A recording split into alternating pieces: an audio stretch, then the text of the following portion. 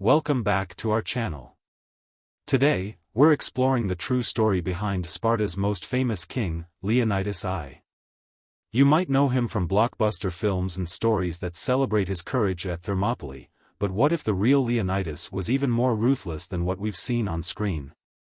From his harsh upbringing in the brutal Agoge to the twisted family tree he emerged from, this deep dive unravels a king whose life story goes well beyond Hollywood's version.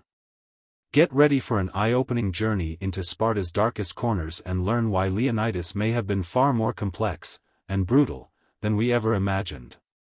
Childhood Leonidas wasn't born into power, he fought for it from the very beginning. Unlike most heirs to the Spartan throne, who were often spared the brutalities of the infamous Agoge, Leonidas had no such privilege. As a younger son, he was not automatically in line to rule, which meant there was no royal exemption, no soft upbringing, no special treatment. Instead, he was thrown into the same merciless training system as every other Spartan boy, where weakness meant failure, and failure meant death or disgrace. But instead of simply enduring the agony of his childhood, Leonidas thrived, proving from an early age that he was more than just a prince, he was a warrior in the making. At the age of 7, Spartan boys were ripped from their families and forced into a world of relentless discipline, pain, and survival. They were stripped of any comfort, forced to sleep on the cold ground, wear a single rough cloak year-round, and survive on starvation rations. Unlike noble sons from other Greek city-states, who might have been trained in philosophy or politics, Spartan boys had only one purpose: to become human weapons. The Agoge wasn't just about combat training, it was a psychological war zone meant to destroy any sense of fear, weakness, or individuality. Boys were regularly beaten, not as punishment, but to condition them to withstand pain without complaint. Crying or showing distress was met with further violence because a true Spartan warrior was expected to endure anything. The weak were cast out, and only the strongest survived. One of the most infamous aspects of the Agoge was its approach to food. The boys were deliberately underfed, forcing them to steal in order to survive. But if they were caught, they were severely beaten, not for stealing, but for failing to do it skillfully. This wasn't about morality, it was about strategy. The Spartans believed a warrior should not only be strong but also cunning, deceptive, and capable of outsmarting his enemies. This lesson stayed with Leonidas for life, shaping his ability to navigate war and leadership with a ruthless, strategic mind. To harden them further, Spartan boys were thrown into brutal hand-to-hand combat matches that often left participants bloodied or unconscious. They were encouraged to fight, endure pain, and never surrender, values that Leonidas absorbed deeply. He learned not just how to swing a sword, but how to read an opponent, exploit weaknesses, and strike with deadly precision. Many boys cracked under the pressure of the Agoge. Some collapsed from exhaustion, others were exiled for showing weakness, and the least fortunate did not survive at all. But Leonidas thrived. He didn't just endure the trials of the Agoge, he excelled. He fought harder, adapted faster, and proved himself at every turn. His so-called superiority complex didn't come from arrogance, it came from experience. He knew he was strong because he had been tested in ways most people could never imagine. While other future kings inherited their thrones, Leonidas earned his right to rule. He knew what it meant to suffer, to bleed alongside his fellow Spartans, and to fight for survival in a system designed to destroy the weak. By the time he reached adulthood, he was more than just a noble, he was a warrior forged in fire. Leonidas's time in the Agoge wasn't just preparation for battle, it was preparation for leadership. The lessons he learned in childhood shaped the king he would become. The brotherhood he formed during those years made him a leader his soldiers trusted not because of his title, but because of his experience. When he stood at Thermopylae, facing an army that outnumbered him thousands to one, his men followed him not because he was a king, but because he was one of them. He had bled, starved, and suffered just like they had. He had fought in the same brutal system, endured the same hardships, and survived the same trials. And when the time came to stand against the overwhelming might of Persia, Leonidas did not hesitate. His childhood wasn't about privilege, it was about survival. Every scar, every hardship, and every lesson learned in the Agoge turned him into the warrior king who would one day stand against an empire. Family Leonidas wasn't just born into a legendary bloodline, he was born into chaos, power struggles, and betrayal. His family history wasn't a simple tale of royal succession, it was a battlefield in itself. While many know Leonidas as the fearless king who stood against the Persian Empire, few realized that his path to the throne was anything but straightforward. Leonidas came from the Agead dynasty, one of Sparta's two royal bloodlines, which traced its ancestry back to Hercules, himself. This wasn't just a mythical bragging right, it carried real political weight. Spartans believed that their kings were descendants of the gods, chosen to lead by divine right. But even divine lineage wasn't enough to protect a king from the brutal realities of Spartan politics. His father, King Anaxandridas II, found himself in a situation that could have changed the course of Spartan history. He had been married for years, yet his wife, Leonidas's mother, failed to produce an heir. In a militaristic society like Sparta, where strength and leadership were everything, a king without a son was a king with a problem. The Ephors, Sparta's powerful ruling council, saw this as a crisis. They demanded that Anaxandridas divorce his wife and take a new bride to secure an heir. But Anaxandridas did something no Spartan king had ever done before, he refused. He defied the Ephors, something that could have cost him his throne. He wasn't just being romantic, he was making a dangerous gamble. The Ephors, unwilling to forcefully remove their king but still desperate for a solution, agreed to a compromise. He could keep his first wife but would also have to take a second wife. This decision would ignite a family conflict that would last for decades. Anaxandridas' second wife quickly gave birth to Cleomenes, the long-awaited heir. The crisis seemed resolved, until fate took an unexpected turn. Shortly after Cleomenes' birth, Anaxandridas' first wife also became pregnant and gave birth to Dorius. Then came Leonidas and a younger brother, making Anaxandridas the father of 4 royal sons. If this were any other kingdom, these brothers might have grown up together as a united royal family. But this was Sparta, where ruthlessness ruled over family loyalty. With multiple heirs from 2 different mothers, the seeds of rivalry were planted early. Cleomenes, as the firstborn of the second wife, was officially declared heir to the throne. But Dorius, as the eldest son of the first wife, felt that he was the rightful successor. He was older, stronger, and had the support of many influential Spartans who believed the firstborn of the first wife should have taken priority. However, the Spartan people overwhelmingly supported Cleomenes, and when Anaxandridas died, Cleomenes ascended the throne without challenge, at least, at first. Dorius was not the type to accept second place. Enraged by what he saw as an unjust decision, he refused to serve under Cleomenes and left Sparta entirely. Instead of biding his time or plotting a coup, he exiled himself and set out to create his own colony, hoping to carve out his own empire. But Sparta was not kind to those who abandoned it, and the outside world was even harsher. Dorius first attempted to establish a settlement in Africa, but local tribes drove him out. Still refusing to return home, he then set his sights on Sicily, where he hoped to build a new Spartan kingdom. But there, he crossed the wrong people, possibly the Carthaginians or local Sicilian Greeks, and was killed in battle. With Dorius dead, that left only Leonidas and his younger brother as the remaining challengers to Cleomenes. At this point, Leonidas wasn't even considered a serious political figure. He had been raised in the brutal Agoge military training system alongside common Spartan boys, not as a future ruler but as a warrior. But fate had other plans. Cleomenes' rule took a dark and violent turn.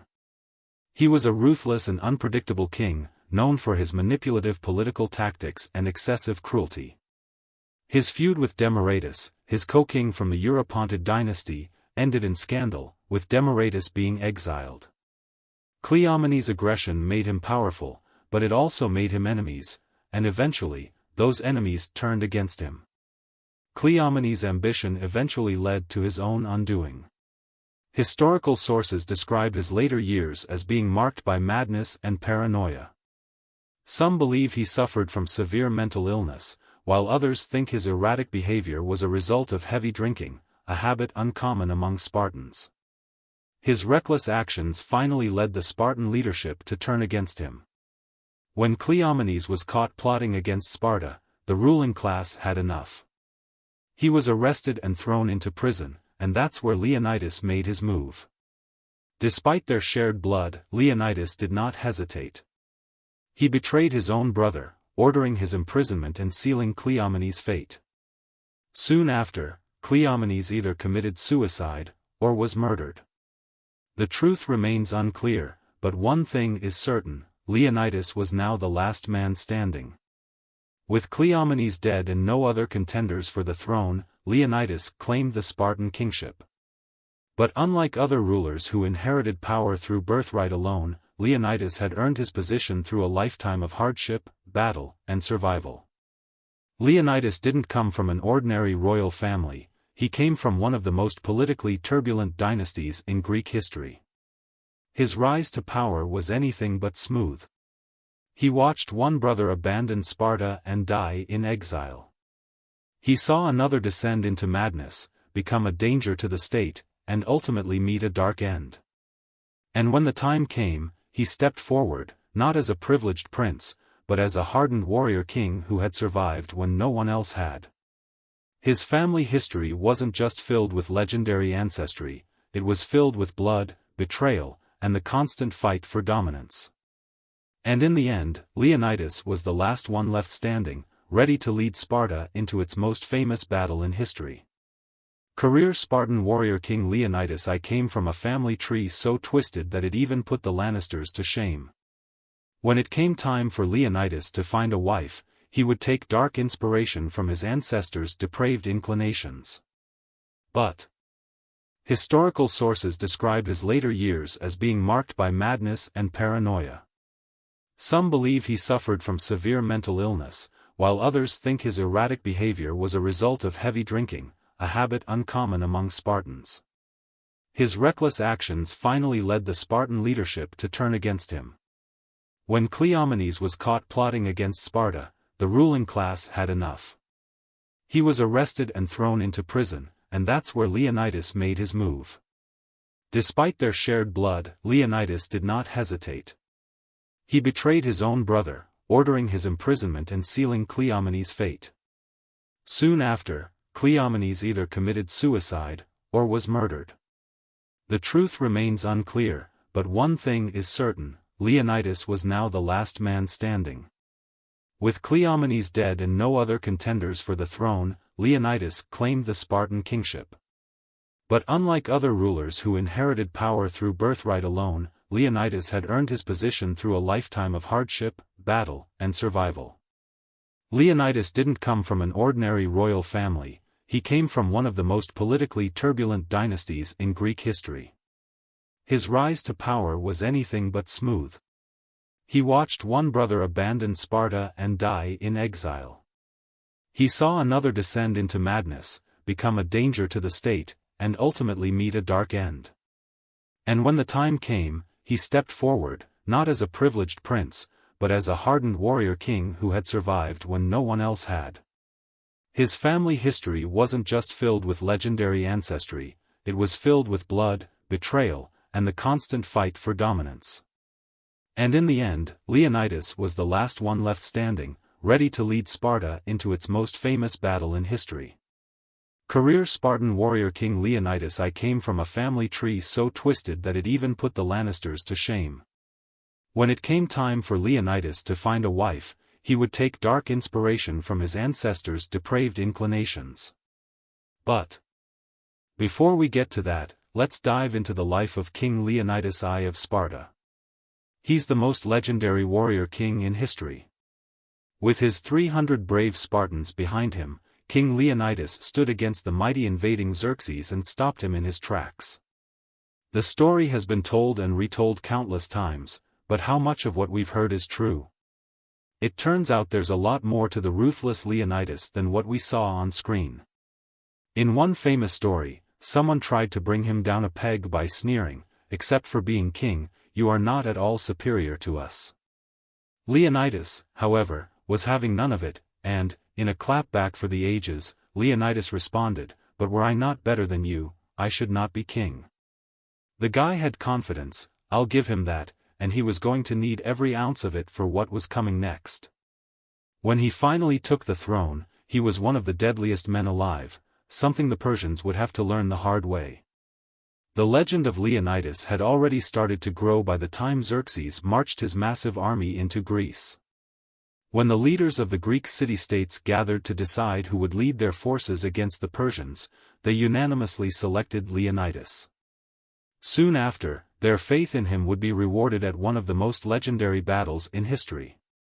Leonidas accepted command of the Greek forces even after a dark prophecy from the mysterious oracle at Delphi predicted his certain doom. The oracle's grim words presented an ultimatum: if the Persians invaded, either the city of Sparta would be laid to waste or the Spartans would mourn a dead king. For the Greeks, the oracle was a direct line to the gods, and they took her words extremely seriously. Maybe other men would have wavered, but Leonidas did not fear death. He marched off to face the Persians and see the oracle's prophecy come true. According to the historian Herodotus, the oracle's prophecy might be part of the reason why Leonidas brought so few men to face Xerxes at Thermopylae. Leonidas knew that he was marching his men to their certain doom, so he made a difficult choice to ensure that the Spartan bloodline continued on. He only selected soldiers who had living sons to carry on their name. Xerxes marched his men into Greece at a really inconvenient time for Leonidas and the Spartans. He arrived during the Carnea, an extremely sacred religious festival.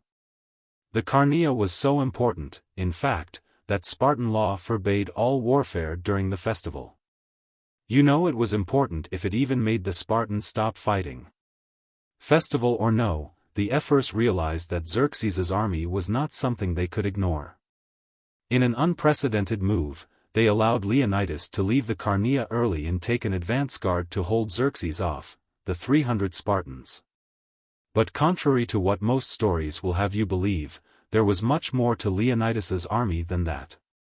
Leonidas really did march out of Sparta with 300 of his finest soldiers, but most stories leave out the 900 helots, or Spartan slaves, they brought with them. Add in the many other Greek soldiers who joined them, and Leonidas's army actually consisted of as many as 7,000 men in total. But hey, I get it, 300 sounds way cooler. While Leonidas commanded a much larger force than we've been led to believe, it was still absolutely tiny in the face of Xerxes' mighty army. We've gone over why Leonidas brought so few men, but some historians believe there's another reason the warrior king left so many good soldiers behind. He figured if the other Greeks saw him confidently marching his minuscule army against Xerxes, they would be shamed into joining the resistance. At Thermopylae, Leonidas fought for all of the Greeks, but if some Spartans had had their way, he wouldn't have been there at all. Sparta is located on the Peloponnese, a large peninsula connected to the mainland only by the narrow isthmus of Corinth. Many Spartans thought that Leonidas should set up his defenses at the isthmus, leaving the rest of Greece to the wolves. This idea terrified the other Greek cities that would have been left undefended, but in a shocking move, Leonidas ignored his comrades and agreed to defend Thermopylae. Thermopylae is a mountain pass in central Greece. Its name translates as hot gates, and it's the perfect place for a small force to hold off a large army. Unfortunately, it has one fatal flaw: a small, treacherous path that leads around the main pass. Locals warned Leonidas about the path, so he left a group of 1,000 Phocian soldiers to guard it. His entire plan rested on those men, but as he would learn on his last day on earth, his faith in them was misplaced. While stories paint Xerxes as a cruel, bloodthirsty tyrant, the Persian king at least tried to go the diplomatic route, and to be honest, his terms sound pretty fair. The Greeks would still have their freedom, they would simply need to take the title friends of the Persian people. Xerxes even offered them the chance to settle on land that was far more fertile than what they possessed. If you ask me, that sounds like a sweetheart deal, but Leonidas was cut from a different cloth.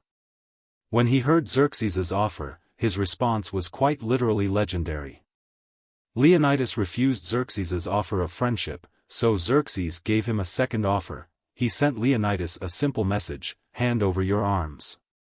Leonidas's response was just as laconic: come and take them.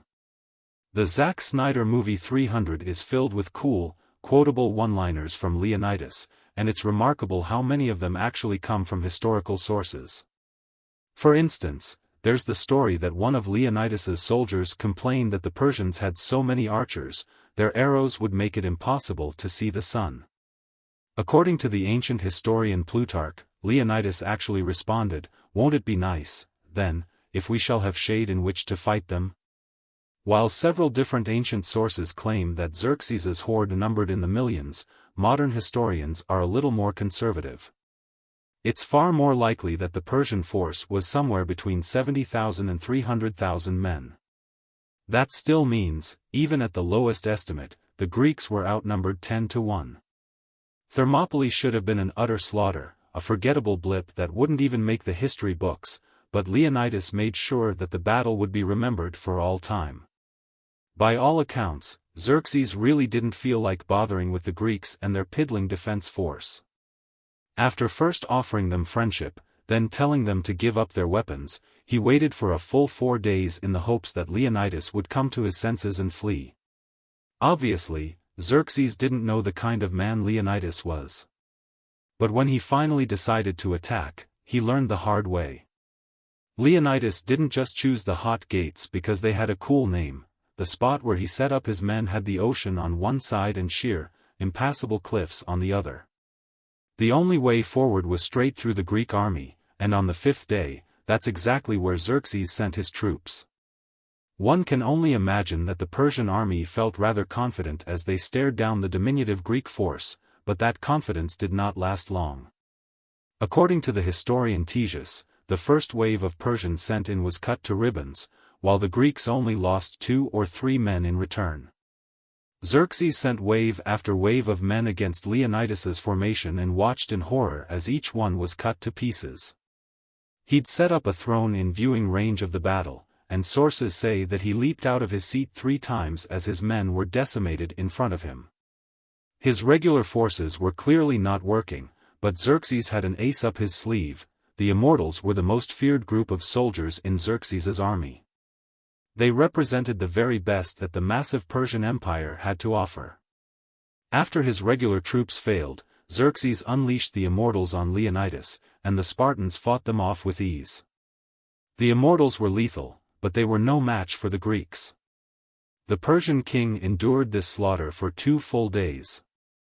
By the end of the 2nd day, 10,000 of his men, including his own 2 brothers, lay dead on the battlefield.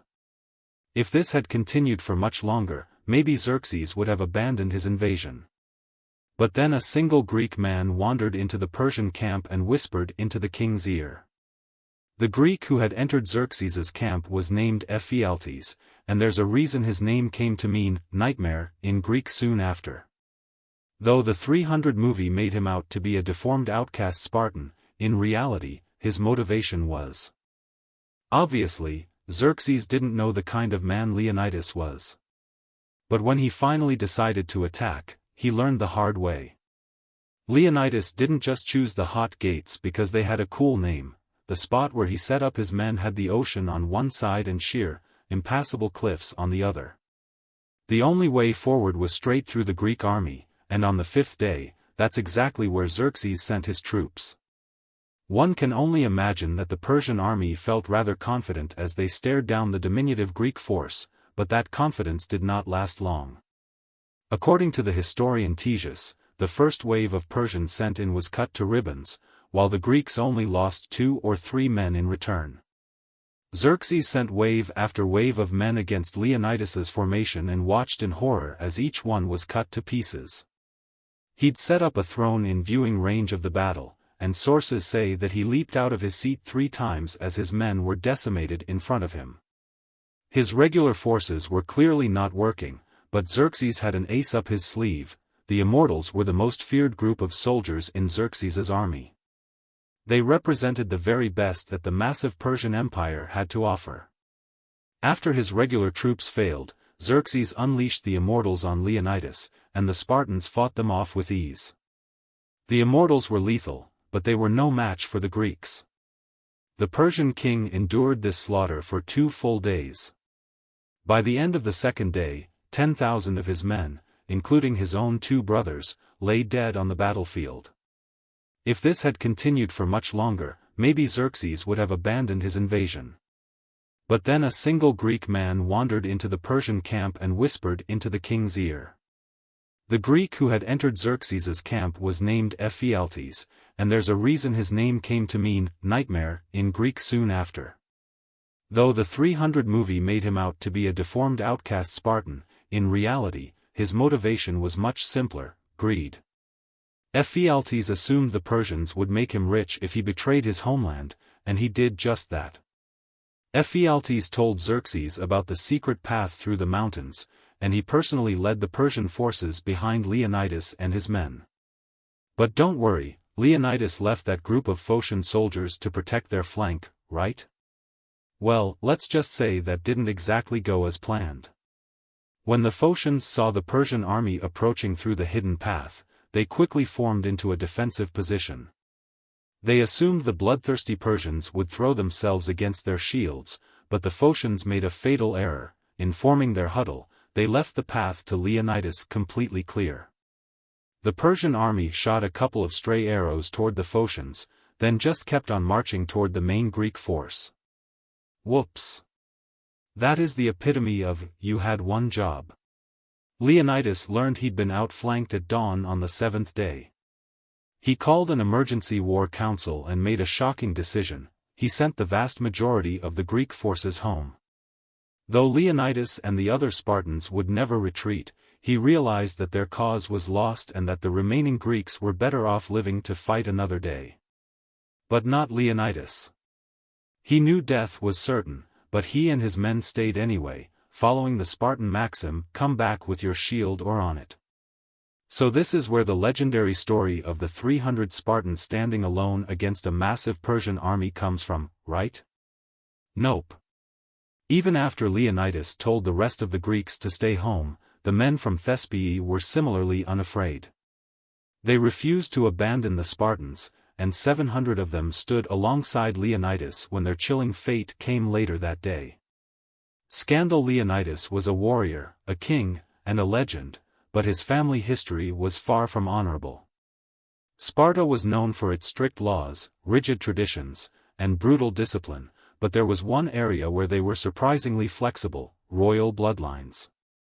In most cultures, incest was considered taboo, but for the Spartan ruling class, it was a political strategy. Power wasn't just passed down, it was kept within the family, quite literally.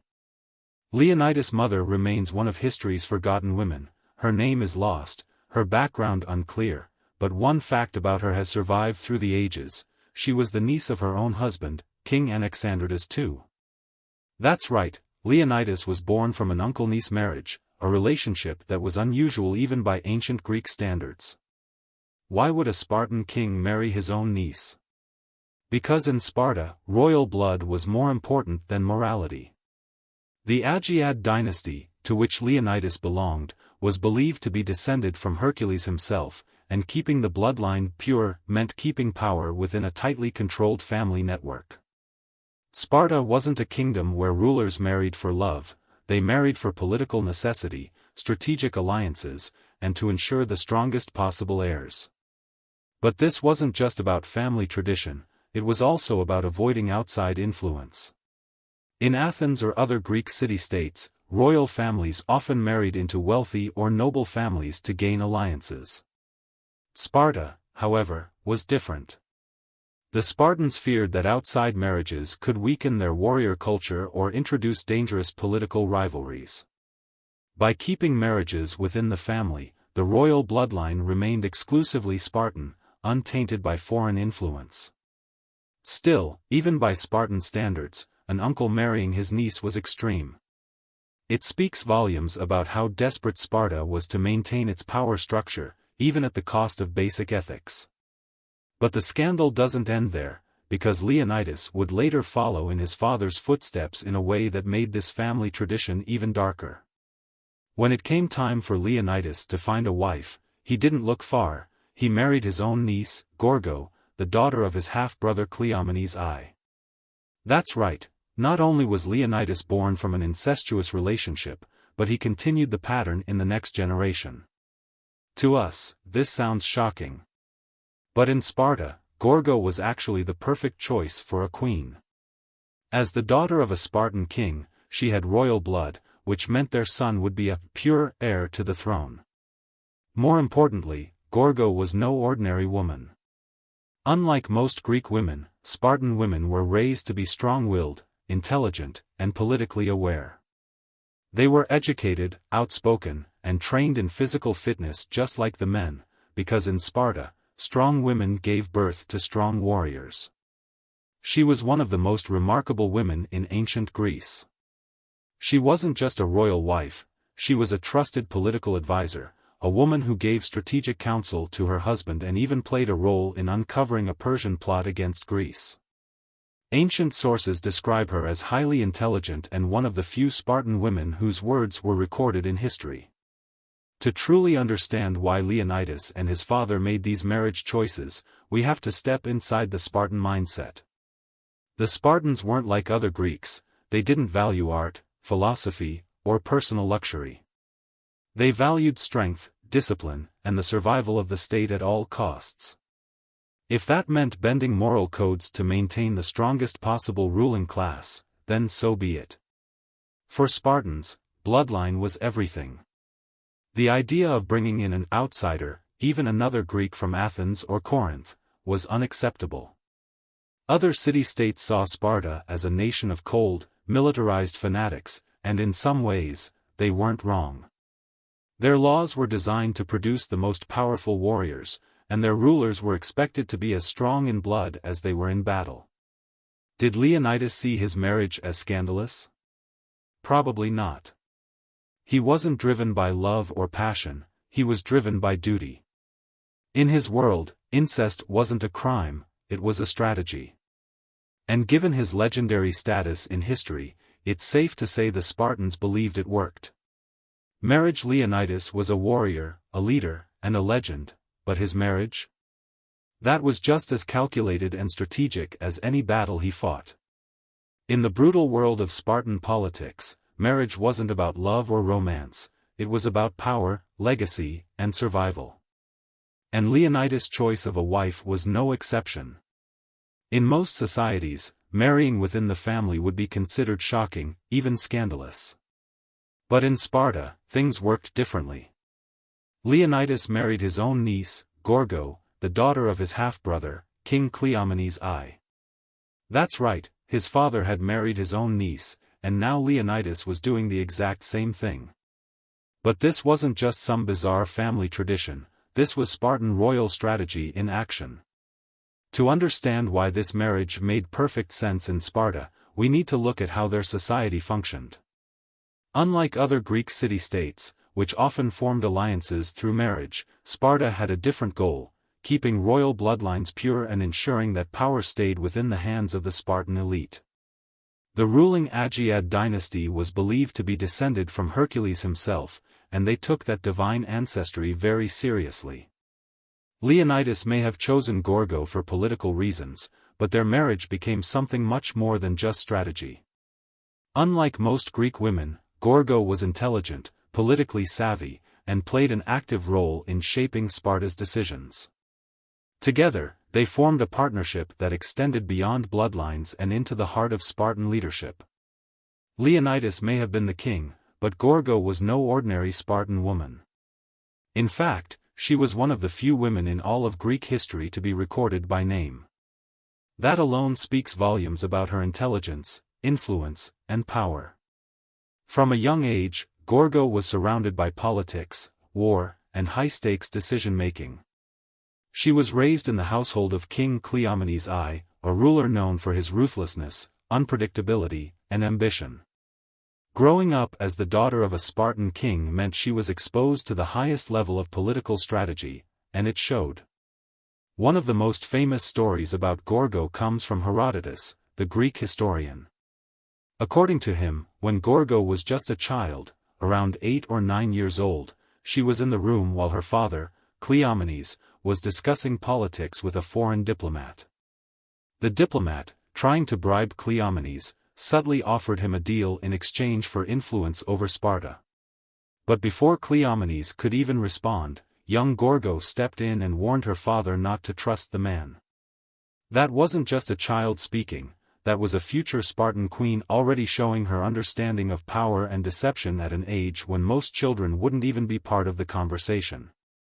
Unlike many royal marriages, where women were expected to remain silent and obedient, Gorgo was different.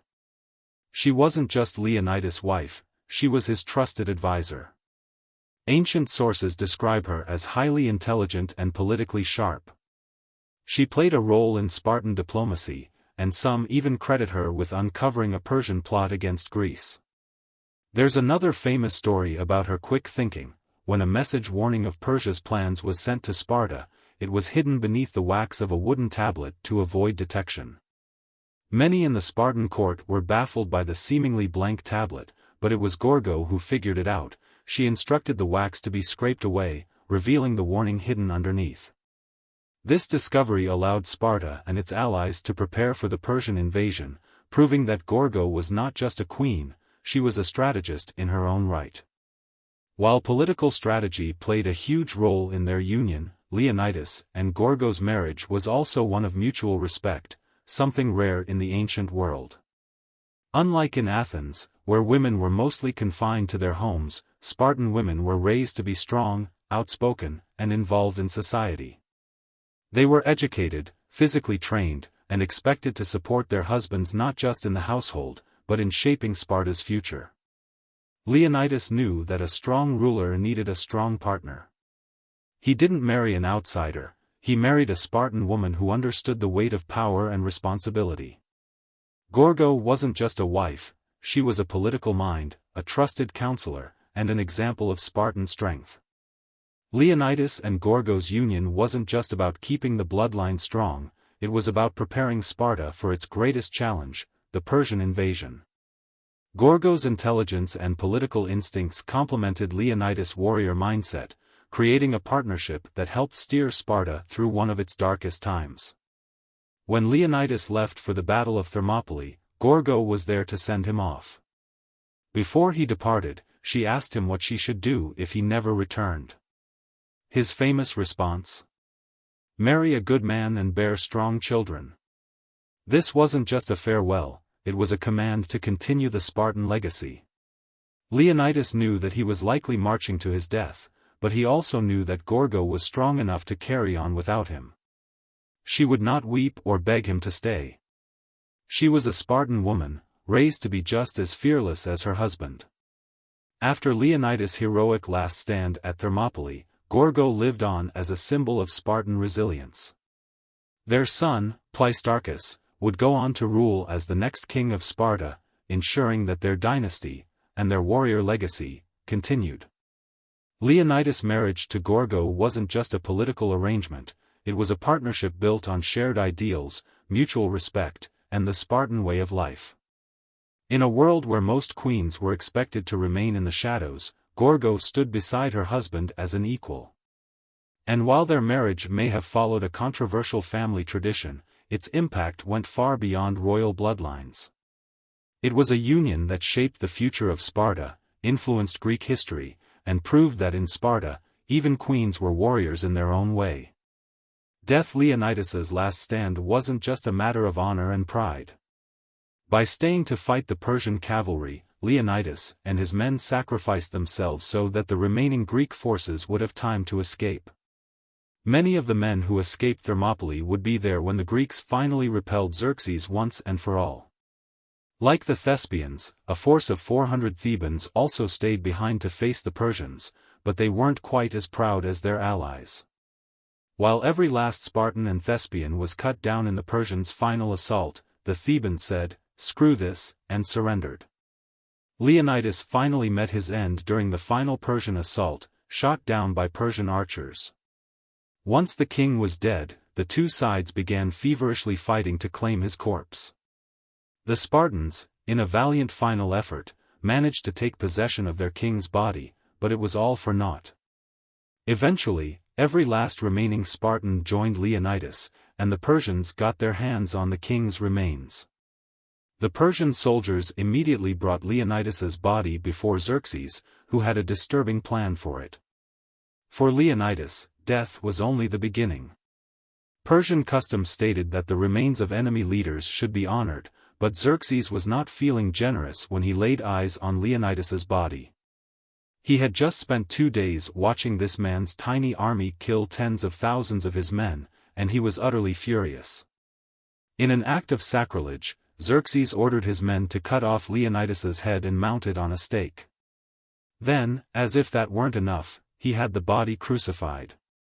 Xerxes tried his best to humiliate and disrespect Leonidas's remains, but he couldn't stop the Spartan king's legend from growing. Almost as soon as Leonidas was dead, Sparta began worshipping him as a hero. His legacy was such that the Spartans actually managed to bring his remains back home a full 40 years after the battle, where they buried him with full honors. The cult of Leonidas persisted for centuries after his death. But even with all this glory, we can't forget his twisted family tree. As for his heroic last stand against the Persians, you can actually visit Thermopylae today. If you do, you'll find a statue of a lion standing where Leonidas made his last stand.